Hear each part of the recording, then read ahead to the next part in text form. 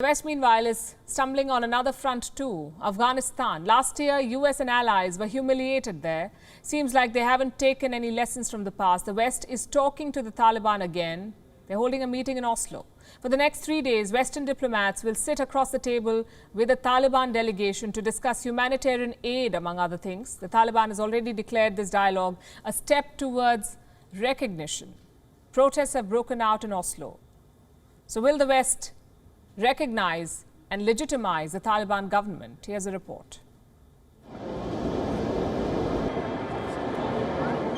Oslo. The city has often served as a neutral stage for many disputes. Israel and Palestine secured their first agreement here.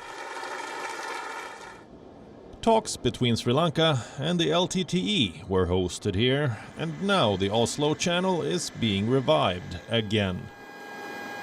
This time for Afghanistan. A team of negotiators from the Taliban has landed in Oslo. For 3 days, they will hold talks with Western leaders. Diplomats from the United States, France, Britain, Germany, Italy, and the European Union. The Taliban have come with a wish list. On the top of their agenda is this: access to assets worth nearly $10 billion. This money belonged to the democratic Afghanistan government. But the West has frozen the fund, denying access to the Taliban. We are requesting them to unfreeze Afghan assets and not punish ordinary Afghans because of the political disputes. And economic situation and political situation should be distinguished, and they should not sacrifice ordinary Afghans. Afghanistan needs aid. The Taliban often uses this argument to negotiate. It wants money from the West, also legitimacy. This is the only leverage that the world has against the terrorists ruling Kabul. Before the Oslo talks, members of the Afghan civil society got a chance to voice their concerns. At the meeting, one of the delegates held up 2 photographs.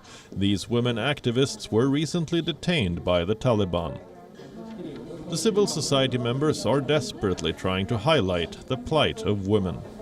They want the West to hold the Taliban to account. If they continue this way, to tell us something and do something else, that's when the trust is going to break completely.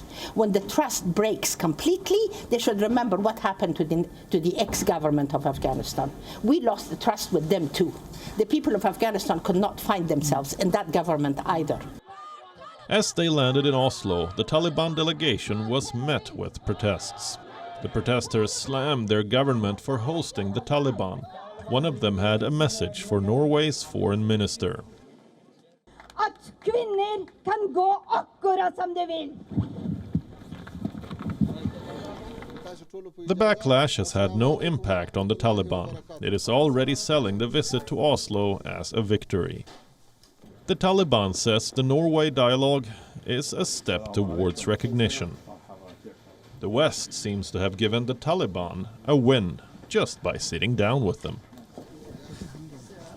Bureau Report, World is One. WION is now available in your country. Download the app now and get all the news on the move.